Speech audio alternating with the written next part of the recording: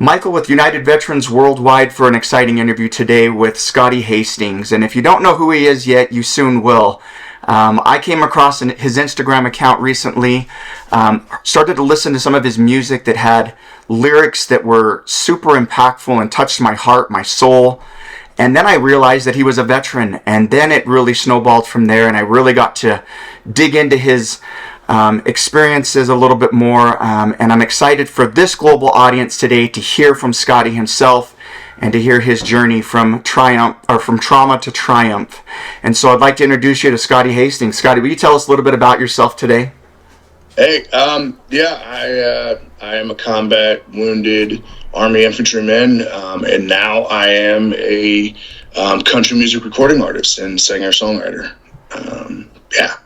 Yeah, well, and in a short little bit here, so I wanted to show you, and you probably can't see it, but there's the big red one, and there's our gunnery banner for doing that, because I was with the big red one myself, and heck yeah. So I also was infantry. I was first of the 63rd Combined Arms Battalion, so we were mechanized with an armor unit as well. That's amazing. That's so cool. I was with 4-4 CAF out of 1st Infantry Division, which is weird because I was an infantryman that got deployed with CAF Scouts. Yep.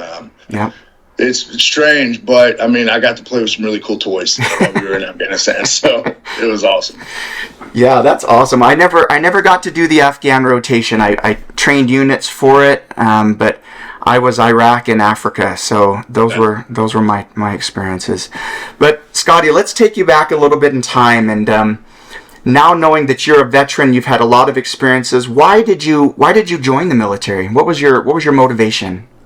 I joined in 2010, and I was a little bit older. I was 21 when I joined, and I just had this overwhelming sense of wanting to do something that was bigger than just myself. I wanted to be a part of something that meant something. And at the time I also had a family, and I needed a job that would provide and that would be there. And it just kind of all the stars aligned, and it was like, yeah, the military is it. That's the way I want to go. So I went to the recruiter's office and joined, and I should have played a little bit harder to get, because come to find out there was like a signing bonus that I knew nothing about, because I was so like ready to go. Yeah. But yeah, I don't regret any of it. Yeah. And we're going to come back to that, Scotty, as you said, you don't regret any of it, because we talk a lot on this channel about guys who have gone through some hard experiences while deployed. The experiences that leave both physical and emotional wounds, and to still be able to say after all of that you don't regret any of it is a powerful statement that I also salute you, and I echo that same sentiment myself. Take me back in time to your first experiences deploying to, what was it, Afghanistan? Afghanistan, yeah. I feel like it's weird. Like, you go from like training, and then it's like, okay, now we're here, and it's just another day, until you get shot at the first time, and then it's like, oh, this is real. Like, okay, this isn't just a training exercise. Like, this is real. So I mean, that's a gut punch, man. That first time that you get in a firefight, it's just like this. Like, this is real. Like, this could really be it. Yeah, man, it was a rough time. I was there for 3 months before I got shot. On April 21st, 2011, I was shot 10 times, 5 times in the shoulder, 4 times in the hip, and once in the thigh. And it was a rough day, man. I've had way better days since and before. But yeah, and I still deal with the mental, the emotional trauma, but also the physical as well. I still have issues with my hand. I have no feeling on my hand. I have about this much movement in my hand, and there's still day-to-day stuff that I have to deal with, that it's left behind. So yeah, but again, I don't regret any of it, and I wouldn't change it. Yeah, that's amazing, brother. For those of us who are watching this interview today on the channel and don't know how much goes into a train up for a deployment. Scotty says he has a family. I was married at the time as well, and I was gone more, I think, before I deployed than my time deployed. It seemed like we were always in the field. We were always doing ranges. We were always, away from home. And that first time in country, I remember flying into Iraq and getting on a bus, and they gave one guy at the front one magazine, and the rest of us didn't have a magazine, and we were bussed in from Kuwait into Iraq, and I was like, shouldn't we all have magazines right now? It gets real really quick. So what province were you in Afghanistan? I was in the Kandahar province. Okay. In the Zari district of Kandahar. And it was rough, man. When we were there, it was a very, very active time for Taliban and them coming in and out of Afghanistan. We were kind of set up in RC South in the position where they would come in and out of Afghanistan. There was truly a walkway in between the mountains and the desert that they would come in and out. And we got in firefights every day. Yeah. So in that moment where you guys are constantly on your guard, you're constantly watching, your head's on a swivel, you're looking for trash, you're looking for IEDs, you're looking for enemy and hilltops and everything else. And what that does emotionally to us is it creates a fight or flight experience. And for infantrymen, I don't think there's ever a flight. There's always the fight. And so when that fight is always on, it gets broken in a way where it doesn't shut off. So, yep. and Scotty can attest to this, but we come back home and it's not like the fight is over. Yep. Every bang, every sound, every smell, every sight triggers that same fight or flight or that fight, and it becomes very, very difficult emotionally to handle that, right? Yeah, absolutely. So tell me about your experience once you were injured, and obviously I've never taken a shrapnel or round into my body. I was blown up, thrown into things, but not anything that happened. So what was your reaction when you got hit? Did you immediately lose consciousness? And no, so I got shot and I was awake the whole time. So I had gotten shot, and so the guy was maybe 15 feet from me. He was very close to me when he shot me. He was hiding behind a wall. I kind of walked up on him, and he just started spraying. An AK or a small arms? What was it? PKM. Okay. He was behind his back. Yeah, which is worse. But it's actually a blessing that he was as close as he was, because everything went in and out. I still have, if you look at my x-rays, it's like sand all in my body, but it could have been a lot worse. Had he been further away, it would have given the time for the rounds to tumble or do whatever they do inside of my body. But because he was so close, it was actually a blessing that he was as close as he was, because they just went in and right back out. And whoever says that your adrenaline kicks in and you don't feel it is wrong. I felt every single round, and it was like a hot fire poker being pushed through your body. And the craziest part of all of it is it wasn't the pain and it wasn't getting shot. It was the smell of your own flesh burning. That's weird. That smell will never go away. It's awful. But yeah, I mean, it was hard, man. I got shot, and then I was kind of the start of an ambush. They were expecting us to go into this big field. We were moving in a certain direction. They're expecting us to jump over these walls and go into this big field. Instead, we went off to the side, which is where I ran into him. But they had an L-shaped ambush set up for us. So, if for anyone out there that doesn't know, the L-shaped ambush is the most deadly ambush, style in war. Like, more than likely, you're going to take everyone out. Yeah. So instead of going over the wall, we just went to the left near around this like little wadi area, and the guy who was supposed to be on the side of the ambush, he was right there, and that's where he started firing. And as soon as he started firing, the RPG team and the machine gun team that was set up for us in the front, they just started spraying like into this wall, this little break in the wall where all the other guys were. Yeah, it was chaos for a little bit. And then, so I got shot, and the only reason I stopped getting shot was because his gun jammed. And because I remember seeing him messing with it and trying to open the tray and trying to mess with it. And then he realized that I wasn't dead, and that I lifted my rifle up to fire at him, and he dropped his weapon real quick and took off running.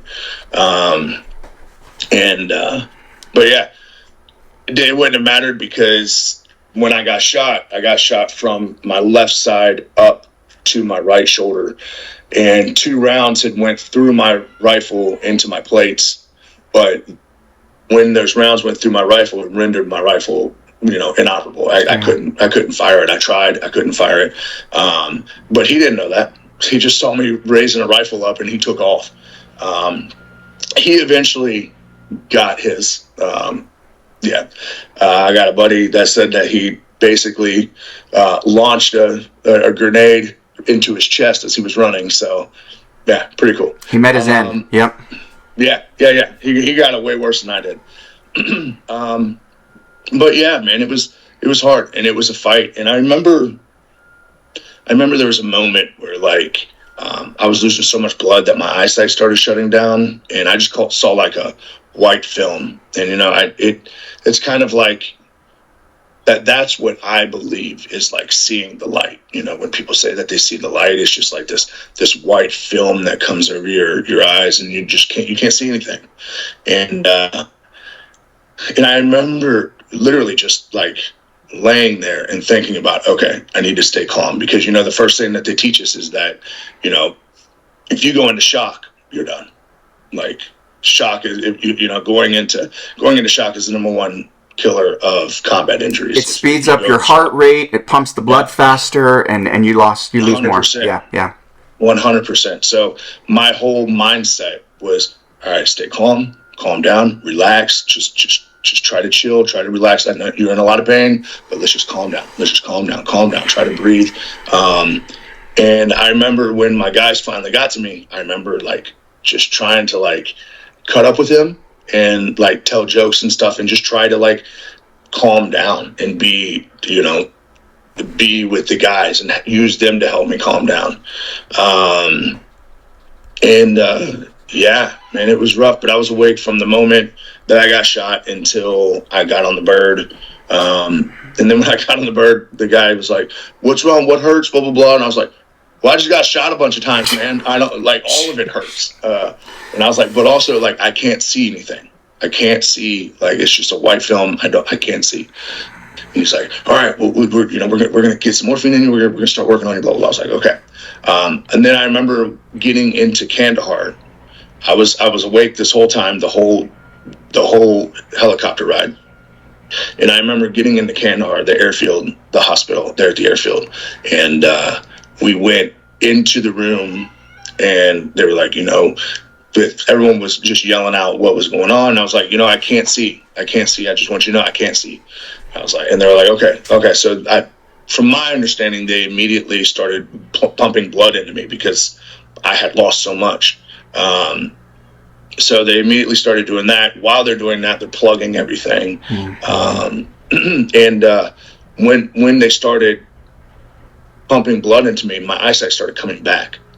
And I was like, oh, I can see now. And I heard a lady bend over and say in my ear, "It's okay for you to go to sleep now." So I just went to sleep. Come to find out, talking to some people who were in that room, there wasn't a woman in that room that day, which is insane. I just got the chills, man. That's incredible. Yeah, it was unbelievable. But it was like, I fought this whole time to stay awake, and it was like something was like, "It's okay to go to sleep," and I just passed out. But I remember like when I was laying on the ground and in the dirt after I got shot, I remember this, like, how peaceful it would have been to just let go.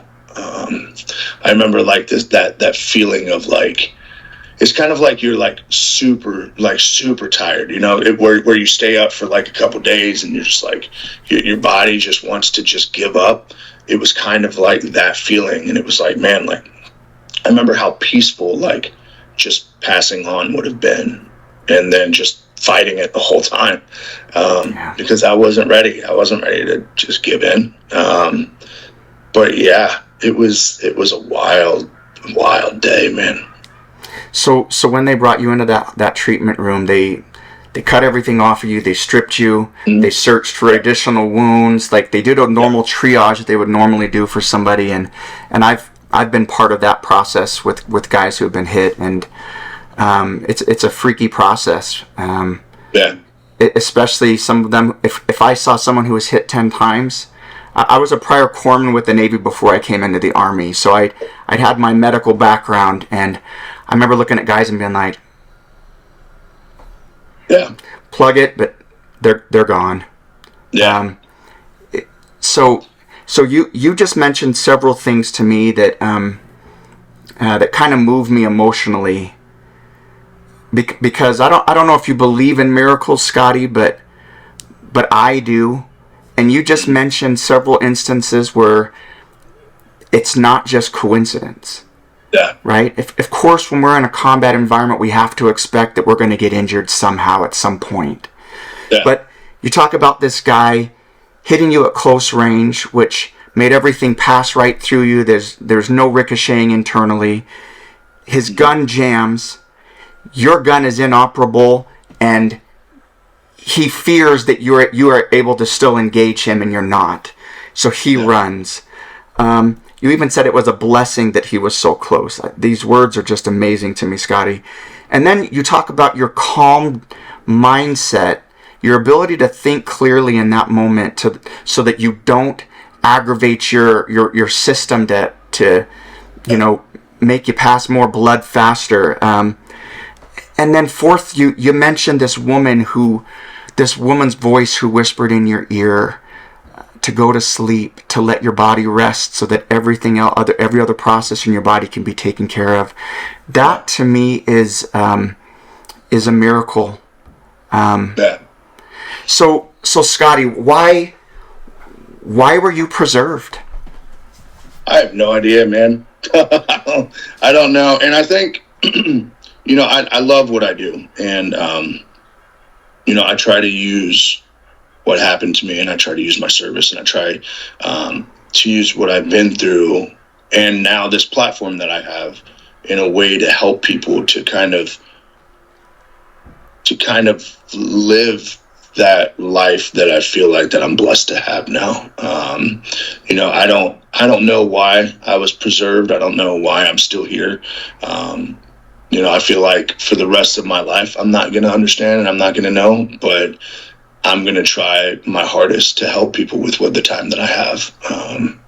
So yeah, that's really all it is. I try to live my life to the fullest, and I try to help people along the way.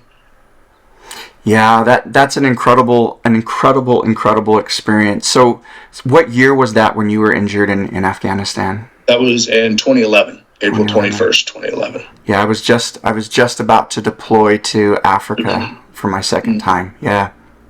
Okay. Holy smokes. So, maybe I'll just share a quick experience. For myself, coming out of combat, I did 17 and a half years before I had to have my shoulder replaced because of some of my injuries, my wounds.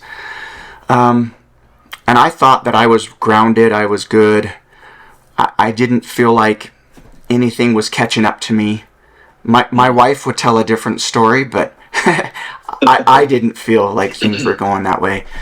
I retired from the Army medically. I got a job someplace, and things just kind of slowed down.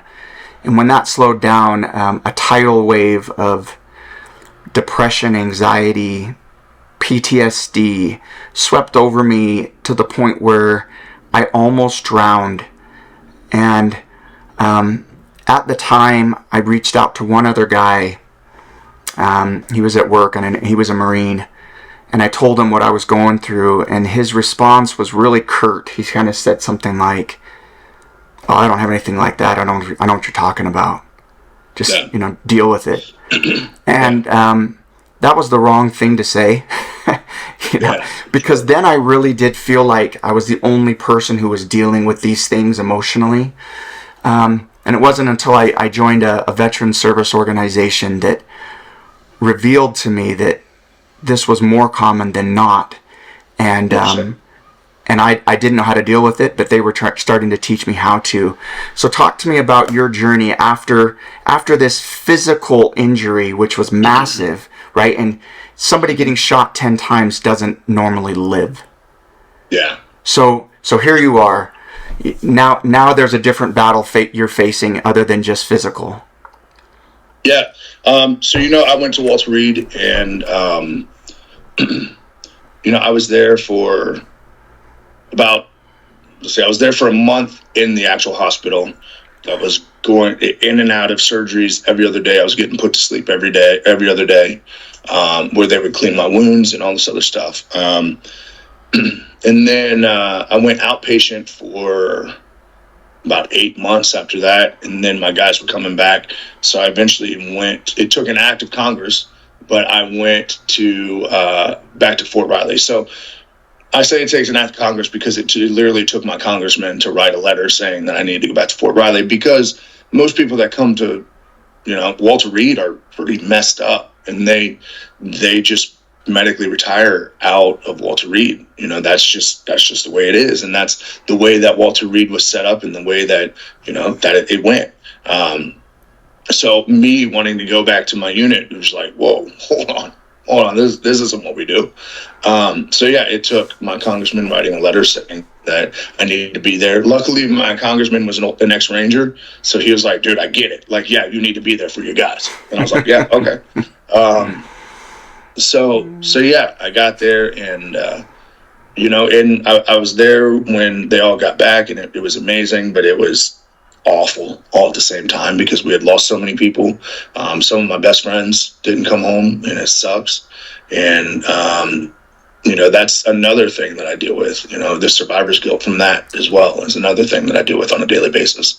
But yeah, it was great to have them next to me again. I was still at Fort Riley. I spent 4 years trying to go back to a line unit, but the whole time that I was doing, that I was there, it was just go to appointment, go see PT, go see OT, go do all this. So it was still that military, like every day doing something, blah blah blah. But when you get out, like you said, you realize how much time is in the day. And that's when you're like, what do I do? And then that's when everything slows down, and that's when everything starts getting a little bit more quiet. Mm-hmm. And luckily of course, like just like anyone else, I mean, naturally, like PTSD, depression, anxiety, survivor's guilt is something that I still deal with on a daily basis. And I've been lucky enough to find outlets and escapes. And, before music, which is what I'm doing now, I shot archery. I shot archery with the U.S. Paralympic program, and I traveled all over the country and shot professionally, represented the United States. And it was cool because a lot of us in the Paralympic program were all veterans as well. So I still kind of had that like brotherhood. And it was amazing it was what I needed when I needed it. And then COVID happened, and the world shut down, and when it gets quiet is when the demons knock the loudest, and COVID was very quiet for a lot of us. And I started feeling myself slipping into places I didn't want to be. I started feeling the cup starting to overflow a little bit, and just kind of like settling in this depression, and I needed something to get out of it. So I had a guitar in the corner of my room, and I was like, I'm gonna learn how to play this thing. Like, I don't know how to play the guitar, but I'm gonna learn how to play it, and I'm gonna deep dive into it because I need something. I need something to dive into and to focus on. So I jumped on YouTube and I started learning how to play the guitar. And I started learning how to play songs that I grew up, listening to and playing. And I found an escape, and I found a new sense of purpose in that moment. And so I did that every day for 6-7 hours a day. And then, it kind of naturally progressed to where I then wanted to start writing songs. And I was like, well, I have all these thoughts and all these feelings, and the cup's about to overflow, and I need to take these thoughts and these feelings, and I need to put them somewhere. I need to take them out of myself and put them somewhere. And that's when I was like, I want to learn how to start writing songs. Like, I may not be good, but at least I can get the feelings and the emotions out and put them somewhere. That's all I want to do. And so I jumped on YouTube again. I started learning how to write songs, how songs are structured, and how the bridge goes into this, and how it transitions from the verse into the chorus. And I started learning as much as I possibly could about writing songs. And I wrote a couple songs that, are terrible because it was just emotional, like word vomit. Like, I just needed to get it out, and they don't make any damn sense, and there's no real chorus to them. But for me, it was just this dump. Like, I was able to just dump everything into these pieces of paper and kind of put these feelings somewhere. And that doesn't mean that I'm getting rid of the feelings. It just means that I'm able to manage them by putting them somewhere. And it went from that to, the world started opening up again, and I had found this new escape and this new purpose in music, and learning how to play guitar and learning how to write. And I was like, man, like, the world's starting to open up again. Like, I want to go on a stage and play a song that I know how to, like, that I've learned how to play. Like, why not? Like, what do I have to lose? So, I went to Cookeville, Tennessee, because the outside of Nashville was starting to open up, and because they were like, man, we can't survive without doing something. We got to open something. And so there was an open mic night in Cookeville, Tennessee, and I went to it. And I don't know really why. I had some friends that were going, and I was like, sure, I'll go. And I brought my guitar, and I was just like, let's just do it. So I put my name on the list and went up there, and I played the first song I ever learned how to play. It was Should Have Been a Cowboy by Toby Keith. And in that moment, I knew that this is what I needed to do forever. It was like that escape and that purpose and that peace that I had found in learning how to play the guitar and writing songs and shooting archery. Like, it was there, but it was magnified 100 times. And I was like, I need to be here, because when I'm on, for us, it's hard to be in a moment, right? Like, we're always somewhere else. We're, for us, it's very hard to not be there. It's very hard for us to find a moment in time where we can just be in it. For me, when I'm on stage, I'm able to be in that moment. So it's intoxicating, man. And I knew that I needed to do it more. And I kind of like started living for these moments where I could go on a stage and I could just find the healing in being in a moment. And so I went down on Broadway down here in Nashville, because I had heard that people who play on Broadway are playing like 3 to 4 hours at a time. Like, they just play for 3 to 4 hours. And I'm like, I want that. Like, you telling me I can have 3 to 4 hours where I can have an escape, I can have peace, and I can live in a moment? Hell yes, I want that. So I literally walked up and down Broadway for 2 weeks, just bugging the crap out of these people to put me on stage. And eventually I got to where I was playing 5, sometimes 6 days a week. And my vocal cords hated me because of it. Yeah. but it was, the necessity outweighed the pain. It's my therapy, I had found something that worked so much more than just going in a room and talking to somebody. And still to this day, I make a joke sometimes when I'm on stage and I'm like, you're watching therapy happen, because you are. Like, this is my therapy. This is where I find, where I find myself, and where I'm able to be in a moment. And still to this day, every stage I go on, there's like a moment where right before I go on stage, it's like everything disappears. The PTSD, the depression, the anxiety, all the crap that I deal with just disappears. And then I'm in it, and I'm in a moment, and it's the greatest feeling ever. And I'm so blessed to be able to do it. And now I have a platform where I can help other people find that, or try to help other people find that, or try to be some type of inspiration for people to want to find that. Because if I can be up on that stage singing songs and playing the guitar, anybody can do anything, because this was never something I thought I'd do. Music was never the dream. It was never a thought of life until it became unbearable to where I had to do it. And now it is nothing but the dream, and it is nothing but my reality, and it's my therapy, and I love it, and I love every bit of it.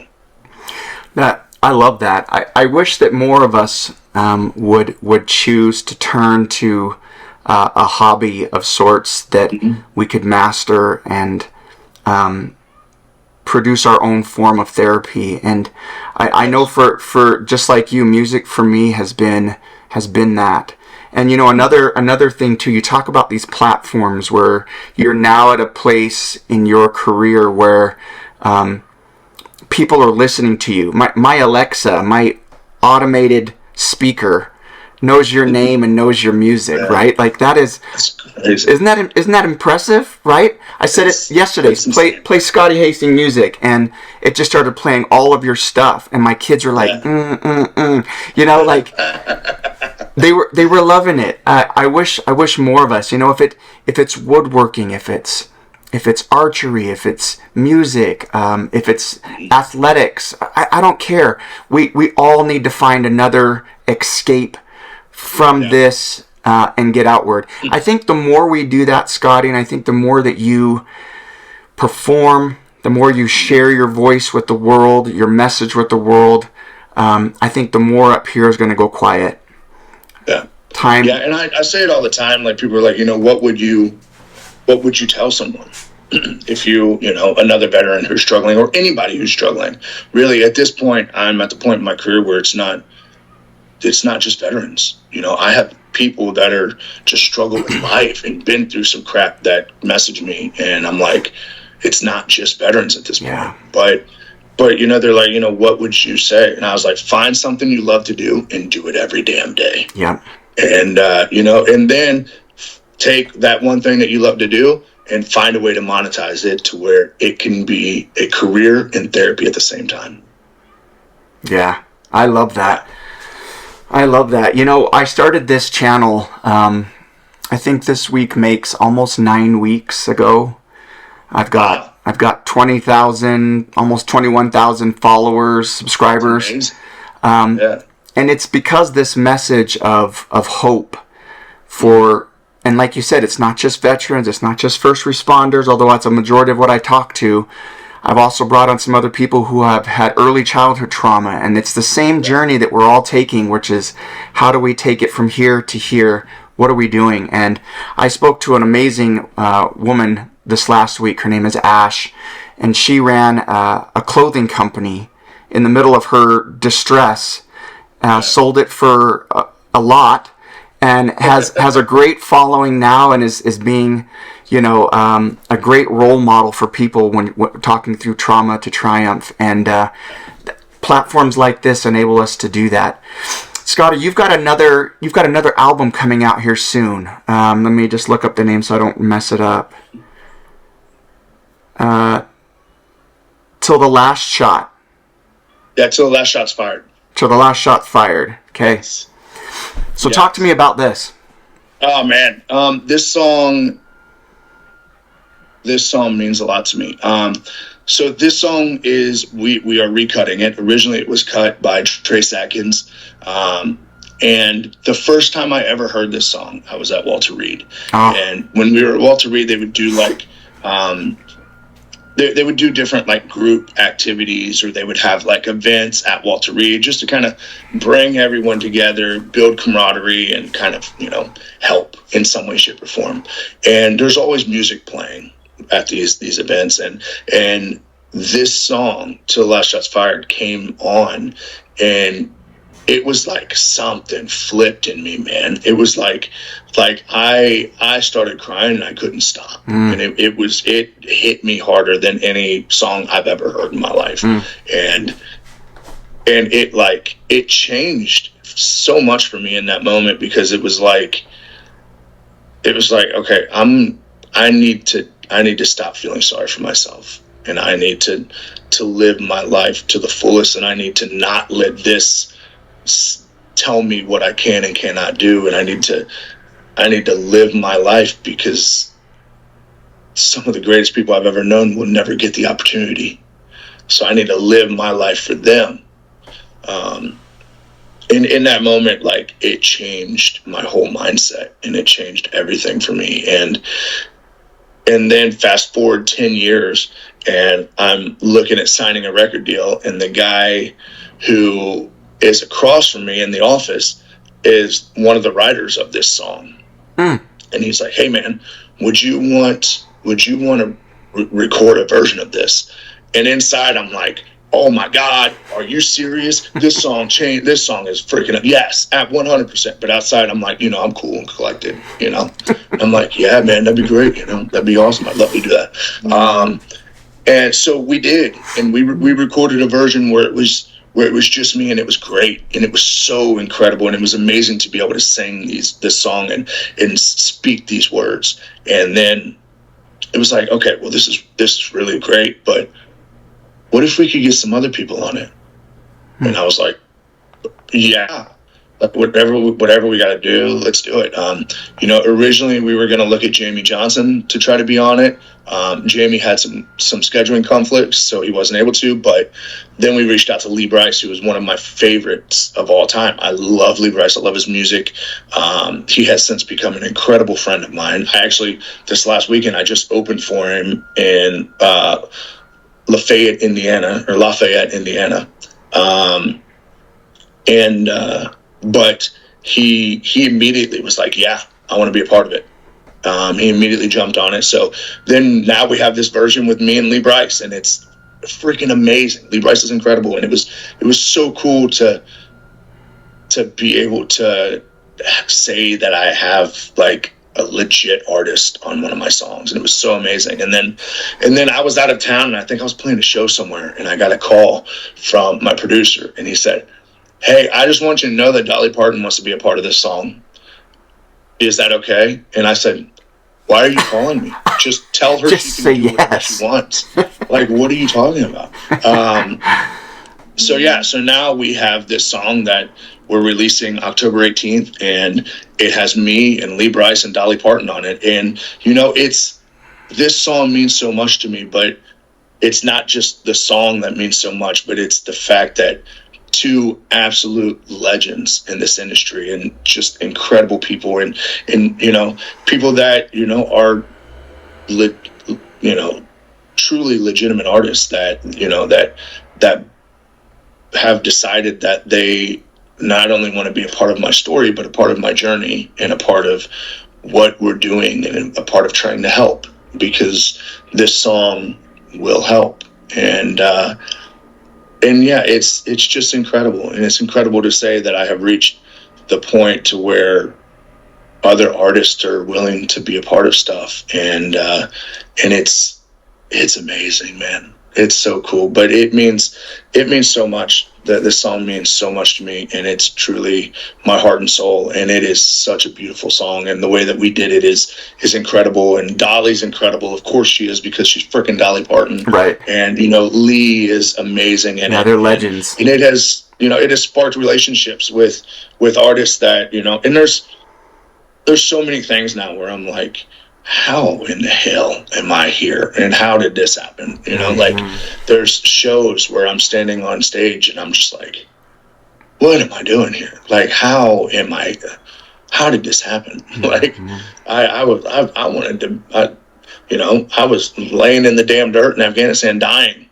not long ago. And now I'm standing in front of 20,000 people in Normandy, France, playing a show. Like, what am I doing? And it's incredible that, I can say that country artists that I have loved forever, I love their music, that I can say that they're friends now. And it's so crazy, man. So crazy.